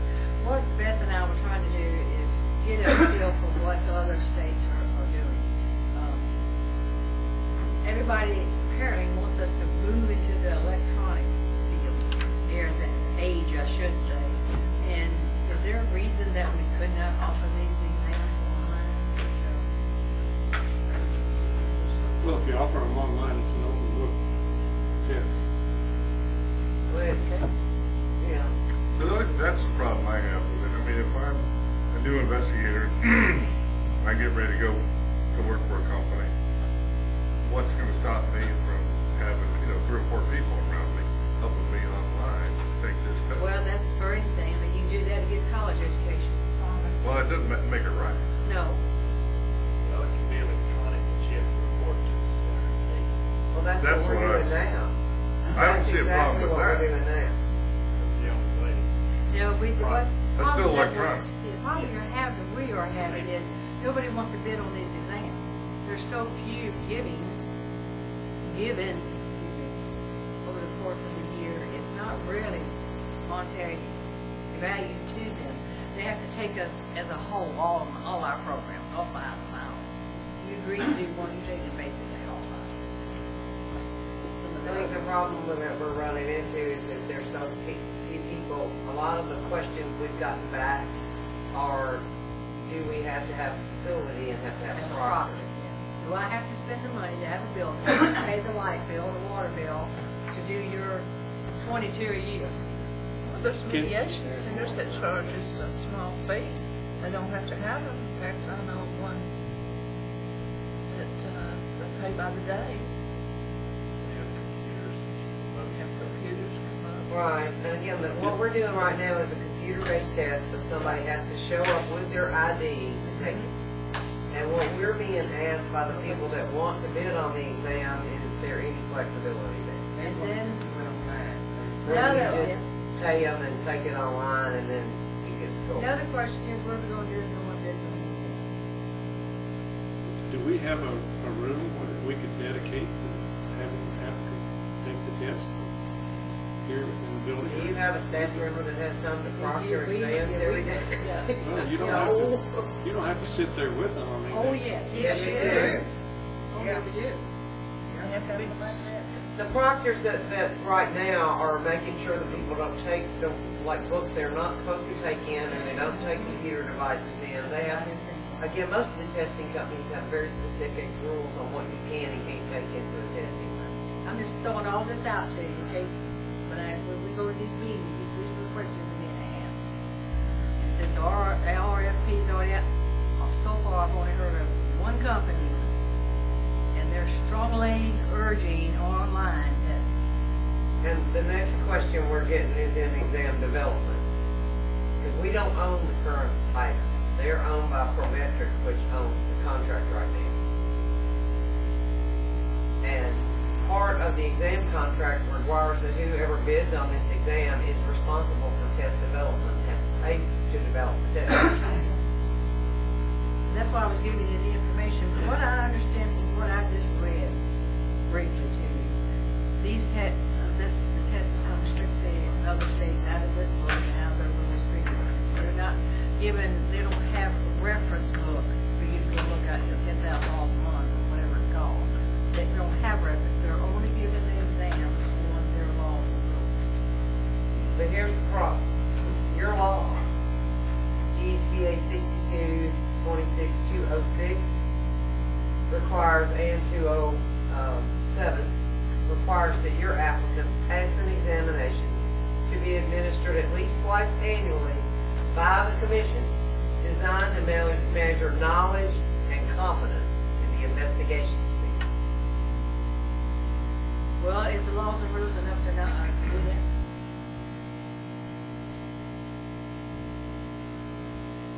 So let me ask the local question. Tennessee's different than many other states, right? Wouldn't that a PI be a PI in any state? Technically, there's some differences, I guess. Well, some states don't even require it, Right. so. I think we are a little different in many respects because, for instance, Indiana doesn't require this. But they would- Alabama. You don't even have to lie, like, you can be a PI without license in Alabama. It's true, Tennessee, you just go down and get your In Georgia, you have to take a test, but I think it's offered by the board. You have to go through the board to take it. That is something the state is trying to steer with. How many exams are we doing? Very few. What?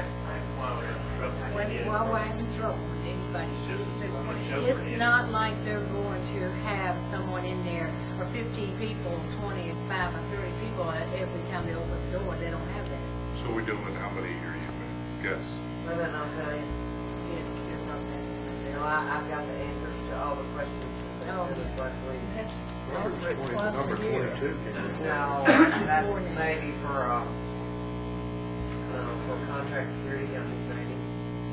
You see, I do apologize. I get all of that in there. I thought we separated with programs.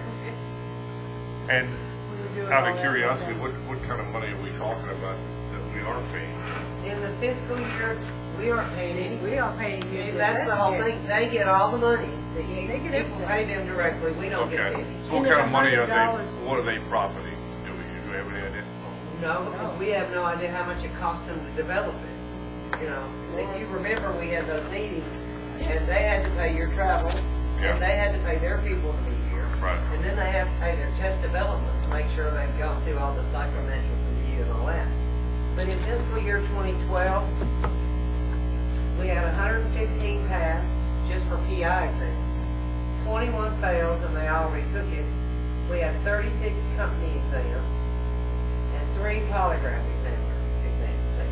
So you're looking at maybe 160 to 170 exams a year. And how much money is going to the company? They get $94 per test. Per person, Whether you 94. pass it or fail.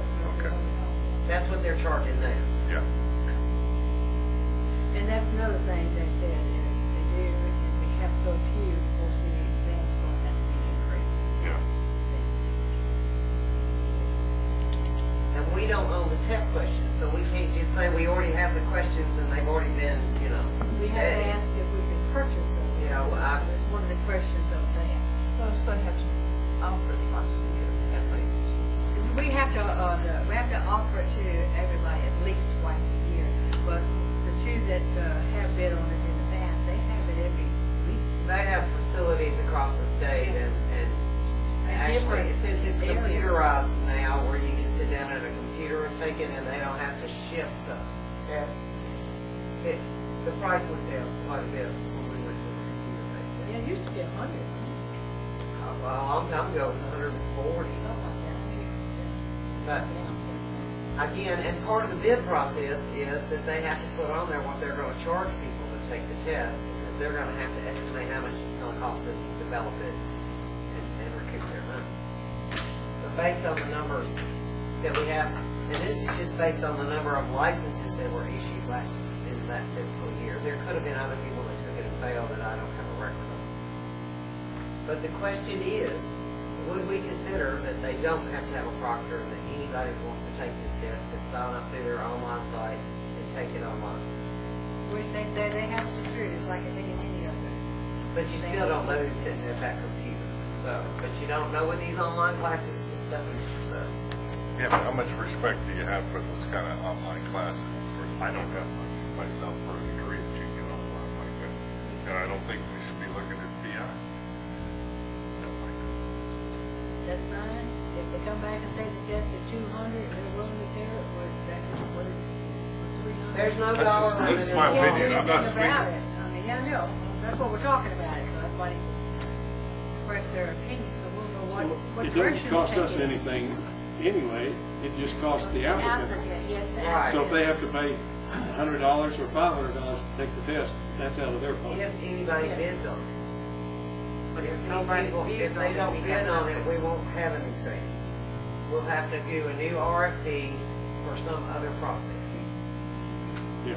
How quickly do we need to do this? Well, you're not gonna do really anything. We're doing it for you. I'm bringing it to your attention is I have to come back to you and tell you the fee is this amount now for a private investigator. How quickly do you have to do this? The bids have already gone out. We also got to bid on them. Yeah, again, the RFP went out. But with they the same asked us language. questions, and we have to answer the questions. Like today. Question. If nobody takes it, and we have no exam, is there any way that you all can come up with a test, and we come up with a test, and it be administered on the times that we come for the mission meeting? We don't have to do it twice a year, right? You're required to do it twice a year. We're required to offer it twice a year. As we, again, the way it's set up right now, they can take it any Monday through Friday, and there are some Saturday appointments because it's more convenient for our applicants. So, I will tell you, we had one other, not one of our programs, but there was another program who could not get anyone to bid. It was, they held their applicants up for a year because they don't want us to move into the direction of giving these exams. They had to go and have their law changed in order to administer those exams. And it took them over a year. So no one was given That a had to be done license. legislatively. it's just that your commission should And be it's going- under contract. And that's what y'all have done. Well, your That's what we're doing designee right is- now is that you It choose says a under company to contract. contract. So Okay. you can contract it out, but Yeah, you you can just have to set it out. ensure that the exam is offered at least once. So our question to you is, does it have to be proctored? Or or can it be online? You need to answer that question. Is it not the question that? Isn't that the answer you've already put out for them to bid on? Yeah. The bid, the No, RFP those right are the now. questions that have, yeah, we put the RFP, then they come back and they asked us these specific questions There's no legal based on the reason. number of licensees. There's no legal reason it has to be proctored. It's not in the law. We're just asking. Well, I'm getting your opinion, what do you want me to do? I would not like it, but I think online. Technology's changing a lot. I know your Probably opinion. lots of ways to secure it. And we're aware of it. Don't need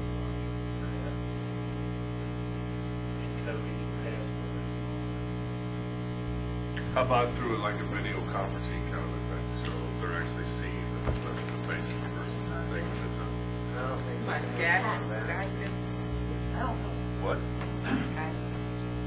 Using Skype. Something like that. Yeah. But that's still like a proctor. Commissioner Russo? It is, yeah. It is. But you're not paying somebody to be a proctor to be there. I'm calling on Commissioner Russo. Sorry.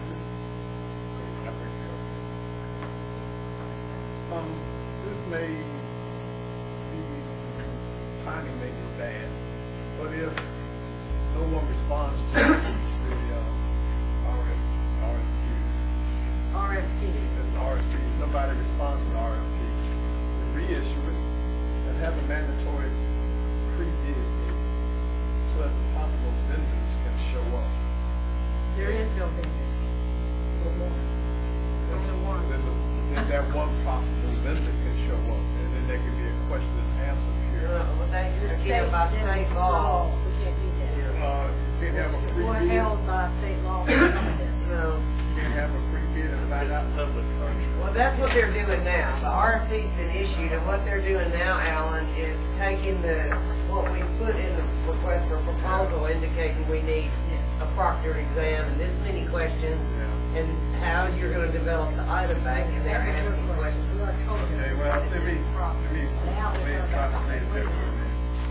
I guess our real question is, we don't know enough or have enough information about what options electronically providers that issue these tests can give us to assure us of some type of security or safety there.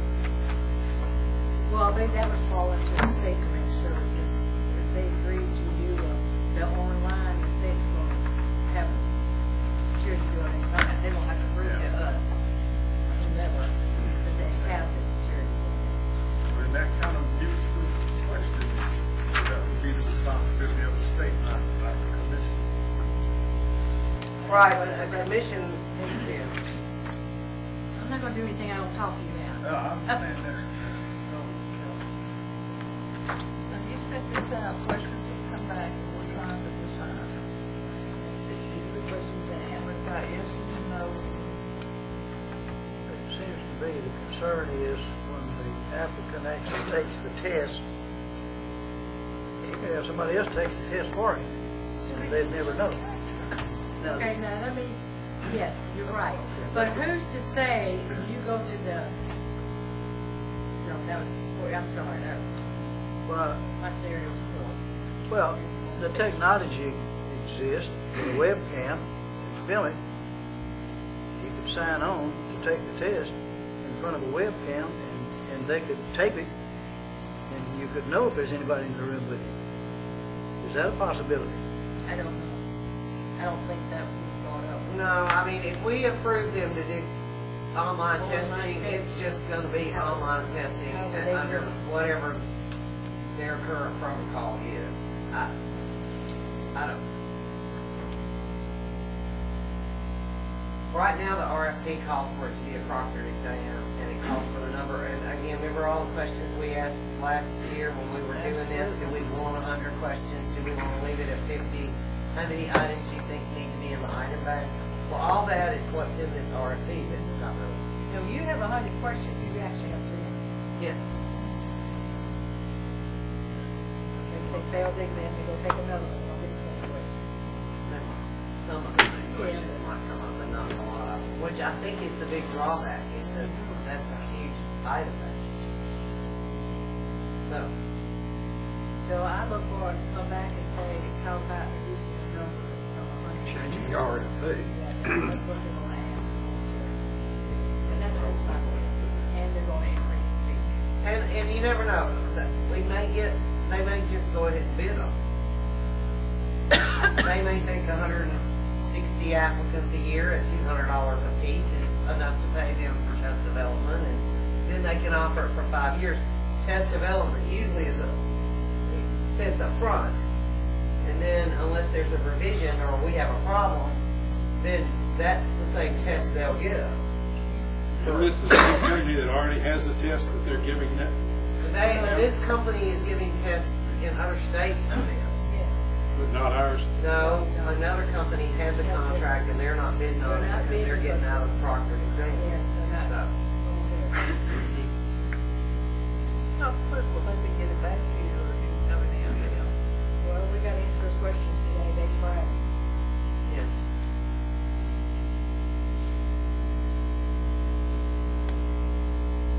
People know we're want a gonna- PI license and, That's one of the reasons I was trying to get to other states and find out, you know, what kind of testing do you have?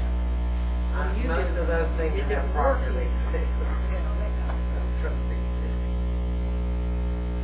There were some programs that were planning about increasing cost of professional events. Oh, people just aren't gonna take it. Just made a comment. People go to school and they train for so long and then they get the exams. Oh, no, that's just too much. Like teachers, after they've done all this work, like me, you know. Well, how much does it cost to go sit but for you the still bar pay exam, for Rob? it too. Rob? Yeah, whatever. You it can't takes. take the bar exam online, can you? You have to go somewhere and sit down and take the bar exam. How much does that cost? Well, it's a whole, Yeah. Well, was it over $100? Yes, ma'am. Yeah. the teachers pay, you know, probably have to pay two. But there are many, many, many more people. Oh, yes, Yeah. this is far more accurate. That's, the cost is not as high because there's so, if we had a campaign to get more people to join the profession, it would lower the cost. But we just don't have the numbers. Well, as a Seems- farm investigator, how many people we want to join the profession? Seems to me like we ought to request That's a proctored competition exams, involved and in then it. If we don't get a bid, we'll if we have don't to get a decide. bid, then we'll have to readdress the issue. How many states that we have a reciprocity agreement with have proctored exams? 1, 2, 3, Okay, so there are at least some. 5. Okay, then the reason my question is, if this company comes back and don't bid on what we've specified, would it be within the zone of acceptability if they then got a license in that state that required a proctored exam and we honor it here? That We would do not that work. anyway. We already honor We their already do exam. Because Through they're, reciprocity. yeah, the Yeah, reciprocity. so they could because we- theoretically get that license in another state and use it to apply here and be home free. So you're gonna make them go to, say, let's just Arkansas. say No, Arkansas, I'm just Kentucky. raising the issue. I understand, but then they're gonna spend $200 But the for way the that one, come reciprocal down here. agreements are worded, you'd have to be a resident of that Yeah. state to be eligible. Oh, It really wouldn't help. Okay. But that's what we need, these What things this done could out. do if we go to a non-proctored exam, it could undo our reciprocals because we wouldn't have similar requirements. And unhear my question. Too late. Okay. So,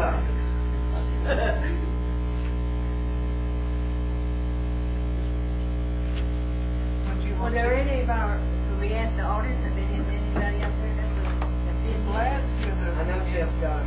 Come on, Chip, what do you have to say? You know, as an association, you know, we'll be interested. Well, what, before you went online or wherever you did, I was informed that there were contractors and people that met at certain times, and all of them were bunched together and they were given out, what happened to that? We give it out the RFP. Yeah, well, yeah, everybody, the contractors and the people wanting security or companies or whatever, they all took the test the same way. Well, but still, Business. well, oh, okay, I see what you're saying, yes. But what, okay, what they're trying to say is, they look at each program individually. If you have enough people to sustain me spending the money up front to do all this, your answer is correct.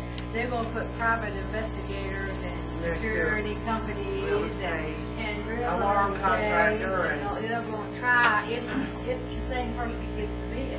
You have different companies. We don't have the option, doesn't appear to have an option to have different companies.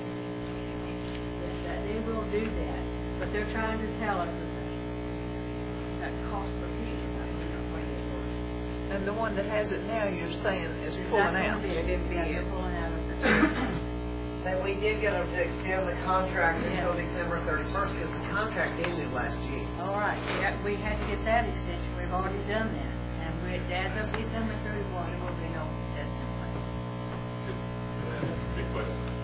Absolutely. One is the issue, is that person sitting at that desk, the person is actually doing that test. And the second issue is, if you have it just online, is that a valid test? Is that, the reason I'm asking is, do we still have in the state, the centers where you go to apply for jobs?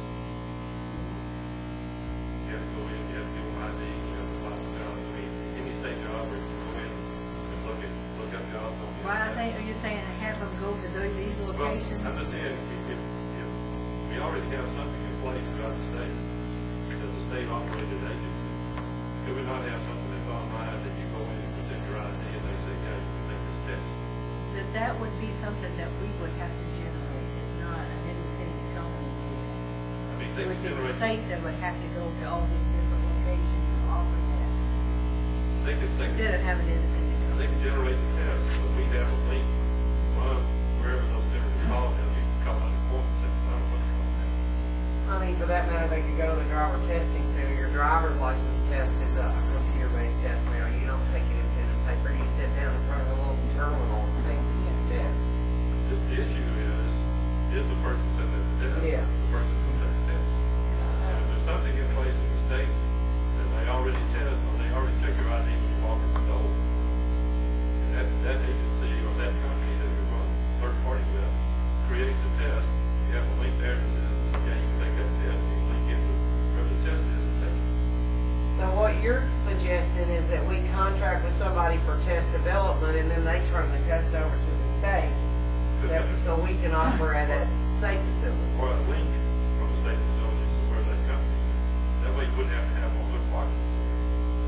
I like the sound of that. And you issue a license right then and there.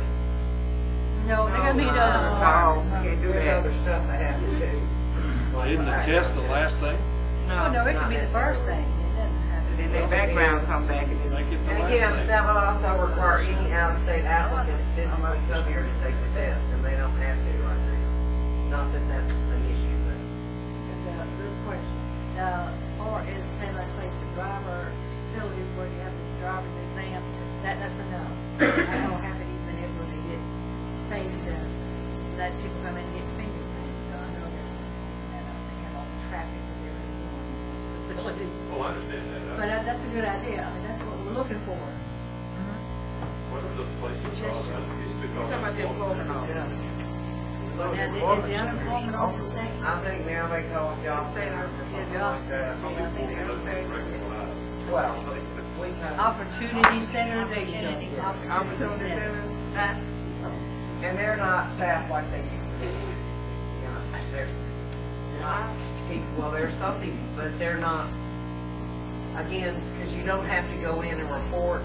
You don't have to go meet with somebody in person every month when you get to stay on You unemployment. can, that's right. You can do it online. There's not as many Yeah, people at those everything's going facilities to anymore. online. Pretty soon you don't have to leave your house. Just go online. But are those safeguards in place at these employment centers to prove that I am who I say I am before I log on for the computers? You know the answer to that? Anybody can want to use it. I can go in there and find out. Well, actually, my husband was on unemployment, and he can walk in there, and you don't You have just to walk get in anybody to use their computer. Now, You can walk in there and just sign the name You know, that if you you want work for to jobs be in there as that day. And how long, Cody, how long is this contract for? 1 year? it's a No, 5-year 5-year contract. 5 year? And we don't have the ability to give them a provisional yes on online and then come back later with a No, supplementary? because we've already told them we wanted Proctor. Okay, They've come back with the question. Okay. Can we offer online? We've already told them what we want. Right. It's what we've always had. Of course, we already told this, the individuals come back and say, this is what we are asking you if we can do. So my answer was, Proctor or online.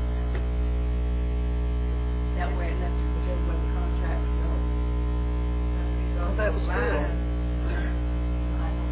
don't know how much of an option I have.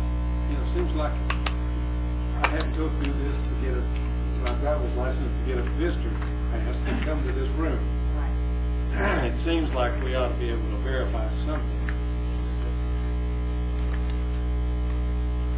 Stop that. Half the time, most things have the wrong, I don't know, it picks up your middle name or something. Yeah. They don't always work, but Well, they're just saying they say it is a secure site.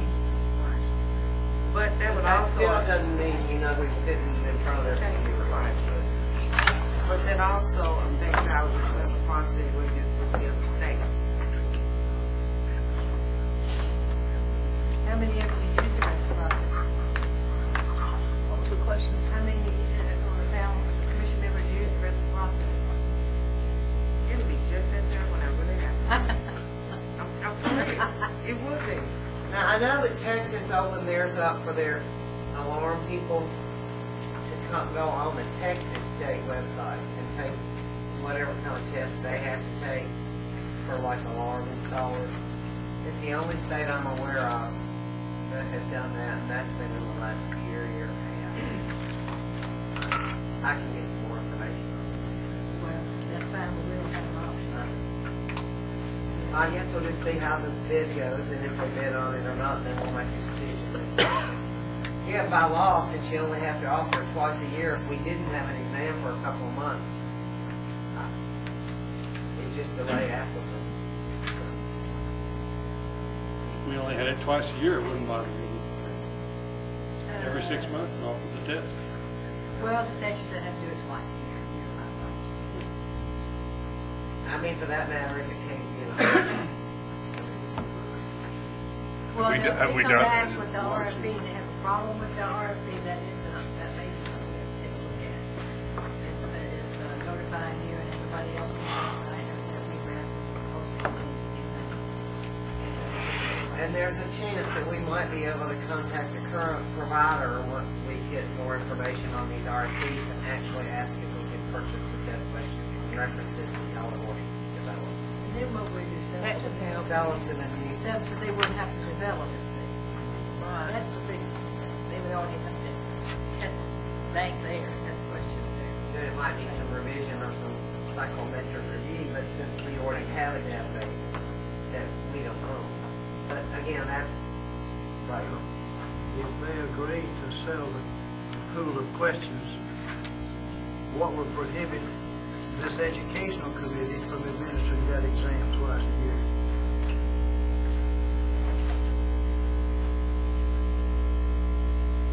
That's just a question. I'm not suggesting anything. Well, I'm I'm fishing. trying to word this properly. I don't know if I could sell that all the way up to him. That's what they've done in We're trying to get Louisiana for away years. from us. In Louisiana, you have to go for an in-person training, and then their board members go around the state and proctor the exams. They don't do that anymore. There's a reason they don't do that anymore. It's a lot of liability. So one of the reasons I want somebody from Knoxville to go to Memphis to audit that course. And that one's in November.